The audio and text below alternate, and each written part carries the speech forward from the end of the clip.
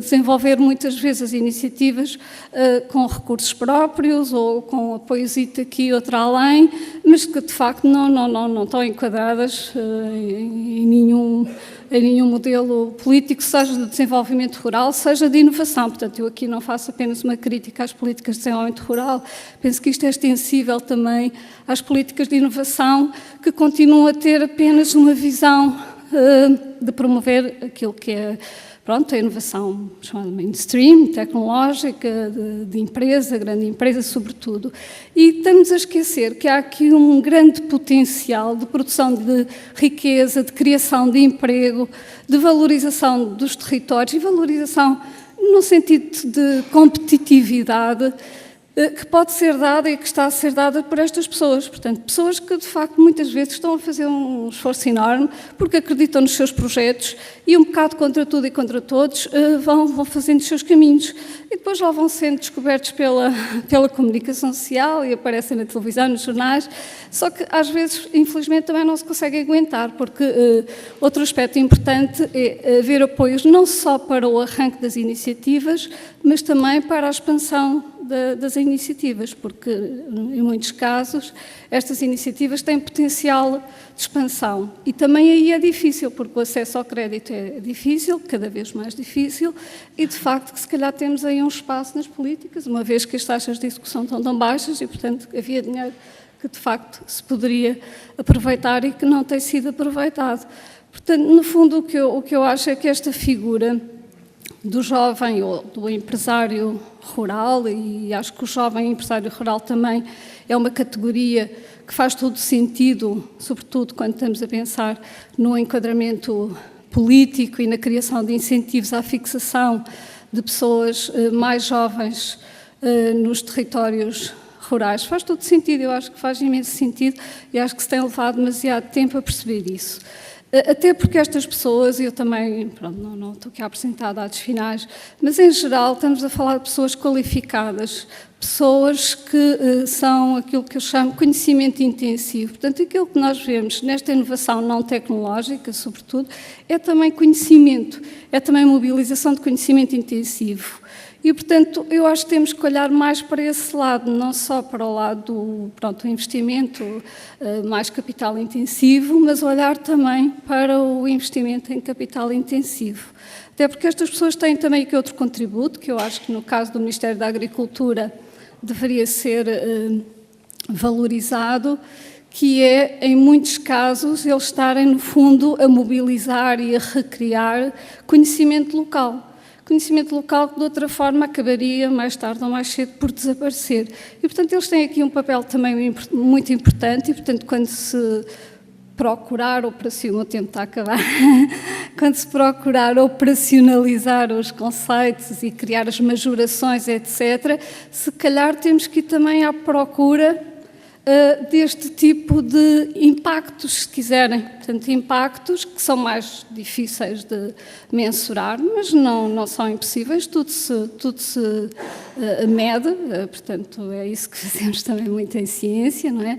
Criar métricas, e é um dos objetivos, por exemplo, do projeto que nós estamos a desenvolver, é, no fundo, também criar formas, medidas, para valorizar este papel que os empresários rurais, nomeadamente os jovens empresários rurais, têm na valorização dos territórios, não é? Porque a sua imagem é positiva, é uma imagem de jovem, dinâmica, bem-sucedida, portanto, isso pode reverter ou pelo menos mitigar esta imagem negativa que existe das áreas rurais portuguesas como espaços para viver e para trabalhar, não como espaços de turismo, obviamente, mas realmente existe esta visão negativa em termos de espaços para se fixar, e também a outra dimensão que eu acho importante do conhecimento local. Portanto, deixo aqui apenas algumas reflexões, tendo em conta a experiência que nós estamos a ter neste projeto de estudo da inovação nas áreas rurais. Muito obrigada. Muito obrigado, professora Lívia Madureira. Iria passar a palavra depois ao Dr. Mário Fidalgo, que é vice-presidente da Federação Portuguesa dos Grupos de Ação Local, que desde a década de 80 estão a implementar a estratégia LEADER. E como para termos aqui uma atitude eficiente perante os problemas, a proximidade ao problema eventualmente poderá dar mais proximidade à solução. E é nesse quadro que a experiência destes 20 e poucos anos de intervenção dos grupos de ação local naquilo que é a perspectiva para o futuro, para não fazermos mais do mesmo, podemos inovar e aproveitar a oportunidade de novos fundos comunitários alavancarem, consolidarem e revitalizarem os territórios rurais que os vossos grupos, desde 20 anos, têm estado a promover, a dinamizar, nomeadamente a economia. Muito obrigado pelas palavras e sublinho e agradeço. E também um agradecimento significativo à JAP pela mobilização e pela promoção deste seminário e pelo grato prazer de encontrar uma sala repleta realmente de jovens empresários portugueses e no quadro europeu. De certa maneira, é sinal de que, de facto, a Europa tem futuro e os jovens, no fundo, estão a contribuir para isso. De facto, nós estamos num contexto nacional e europeu de alguma complexidade. E, de facto, este seminário, tendo esta referência de jovem empresário rural, de facto, reúne em si três dos elementos fundamentais a ter em conta, ou seja, jovem, empresário e rural. E cada uma destas questões são questões que reúnem em si uma complexidade, algo que de facto nos merece toda a atenção aos agentes, aos políticos e aos, no fundo, participantes diretos. De facto, são três vertentes que nós consideramos fundamentais na consolidação, no fundo, de um espaço europeu coeso e de futuro. Porque eu penso que a capacidade, no fundo, de criar, de inovar, de risco, está presente, de facto, nesta matriz do jovem, ou seja, quem é que tem capacidade, no fundo, de inovar, de arriscar, de, muitas das vezes, introduzir alterações significativas. De facto, são os jovens, de facto, que, à partida, têm esta matriz intrínseca na sua ação. E por isso, de facto, é muito importante sublinharmos este aspecto.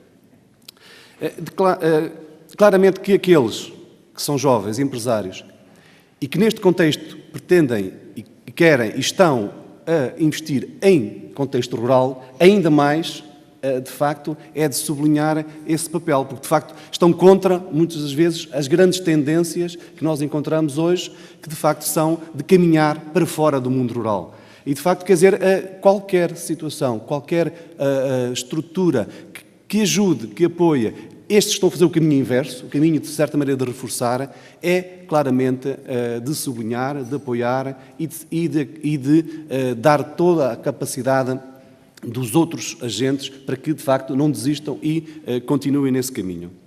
E, por isso, associo mais três palavras ao jovem empresário rural, no fundo, a capacidade de empreendedorismo, a questão de desenvolvimento integrado e multissectorial.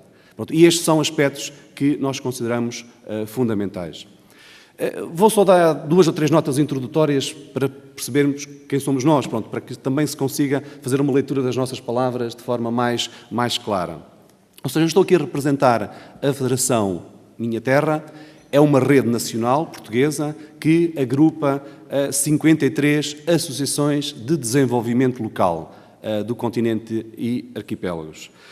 E, no fundo, na sua malha de cobertura territorial, cobrem mais de 80% do território nacional, que é aquele que é de marcadamente características rurais. No fundo, estas associações são associações privadas, que elas são, no fundo, formadas de uma parceria muito alargada de instituições locais.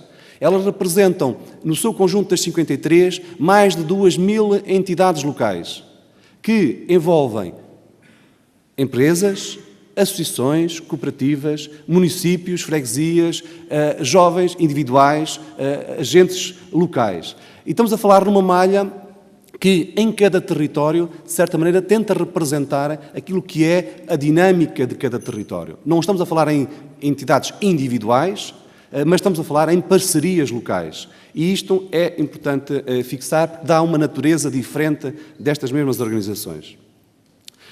E, como já foi dito, no fundo desenvolvemos há cerca de 20 anos, pelo menos há 20 anos, uma ação que incide claramente no desenvolvimento destes espaços territoriais, do espaço que está associado ao desenvolvimento local, numa matriz territorial e sectorial.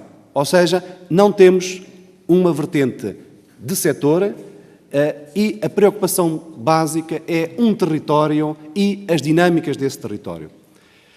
Agora aqui um parênteses, uma imagem simples que nós damos sempre é que nós trabalhamos com a família toda, ou seja, as 3 gerações de uma família alargada. Ou seja, trabalhamos para os idosos que necessitam de qualidade de vida, que necessitam, no fundo, de ter toda a componente de apoio a partir de uma determinada vida ativa. Dirigimos à população ativa, aquela que, no fundo, está em desenvolvimento da atividade económica, nas suas diversas vertentes, e também trabalhamos com os jovens, com os que estão pré-atividade ativa, naquilo que é a educação, formação. E por isso o nosso entendimento é este, é uma família. Nós trabalhamos para um território e para uma família e é essa, no fundo, a linha fundamental da nossa atuação. E por isso trabalhamos com muitos instrumentos, porque de facto a realidade não é setorial e nós sabemos que muitas vezes as políticas são muito verticais, mas nós desfazemos a verticalidade num trabalho horizontal nos territórios. E por isso as generalizações às vezes são erradas e atribuímos muitas vezes são as associações líder. Não somos associações líder, somos associações de desenvolvimento local. Todos nós trabalhamos com formação profissional, projetos de cooperação transfronteiriça, Interreg e outros, centros de novas oportunidades, programas Life, Ambiente e outros. Ou seja, de facto, aquilo que a Comissão Europeia hoje, nas negociações que está a colocar, no fundo de trabalhar de uma dimensão territorial, é algo que, no caso português, de facto, traduz a realidade que já o fazemos há mais de 20 anos, que é olharmos para o território e, no fundo, trabalharmos essa matriz diversa de instrumentos, porque para nós os programas comunitários, para nós os programas de apoio, são as ferramentas para atingir os objetivos de trabalhar nestas diversas dinâmicas. E, por isso, de facto, essa é a nossa imagem. De qualquer maneira, não podemos não destacar a iniciativa líder, enquanto matriz comum e muito importante da nossa ação e dos nossos territórios.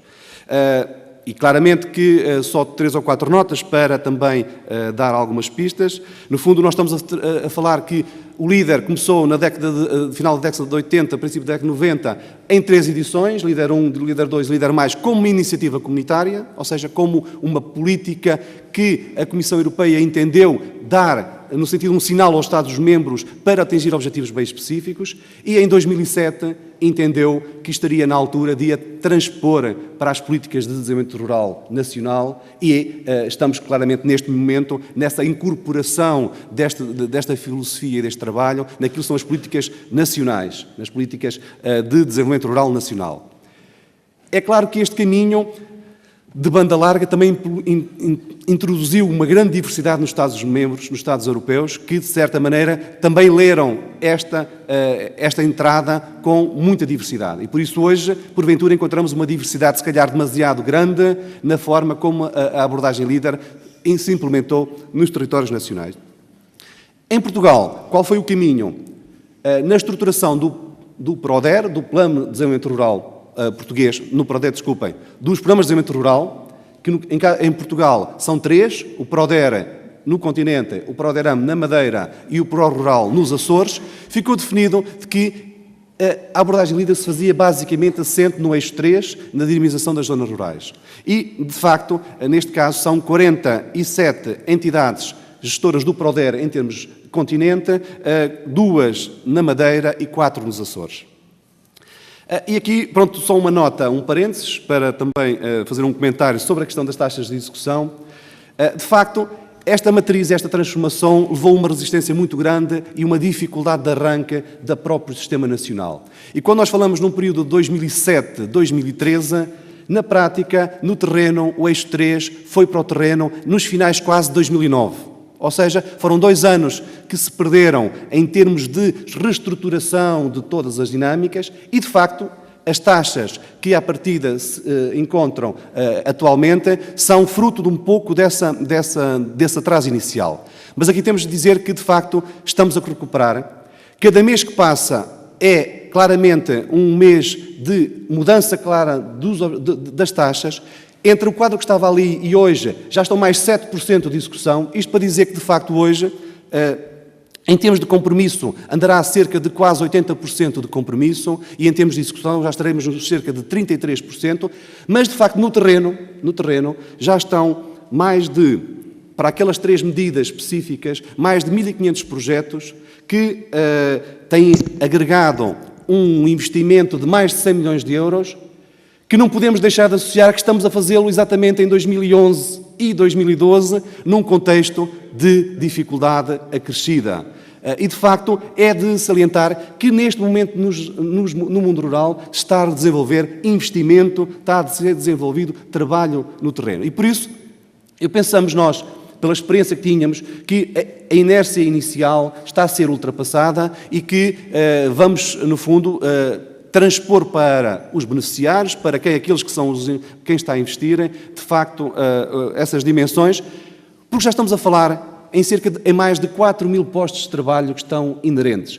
E, de facto, temos aqui o problema da dispersão. Vou já só concluir. Temos aqui o problema da dispersão. De facto, estamos a falar em poucos projetos. 2 postos de trabalho num projeto, 2 noutro. Ou seja, e isto tem muito pouca expressão, muitas vezes visual.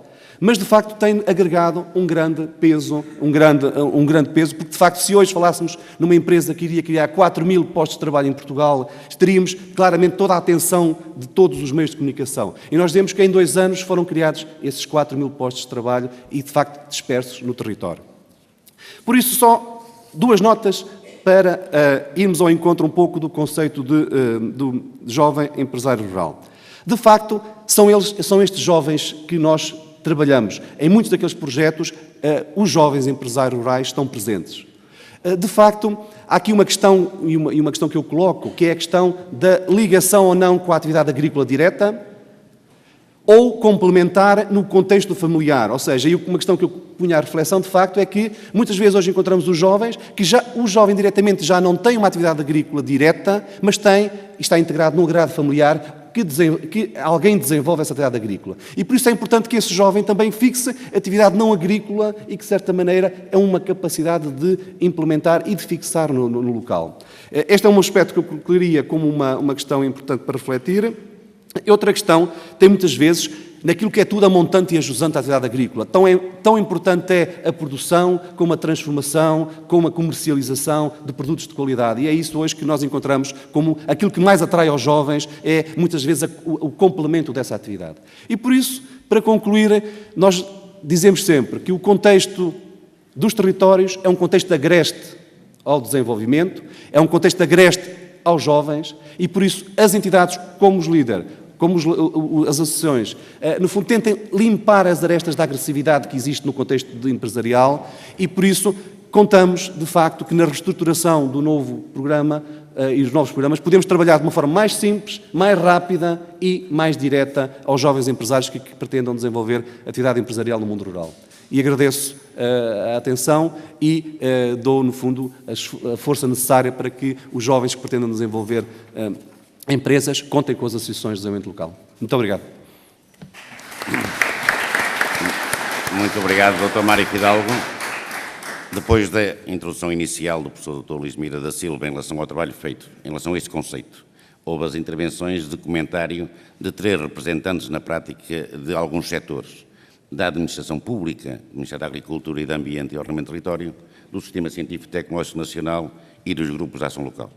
Naturalmente que estes foram contributos para a vossa reflexão e atendendo à hora em que estamos, ao calendário de trabalhos que ainda tem a decorrer.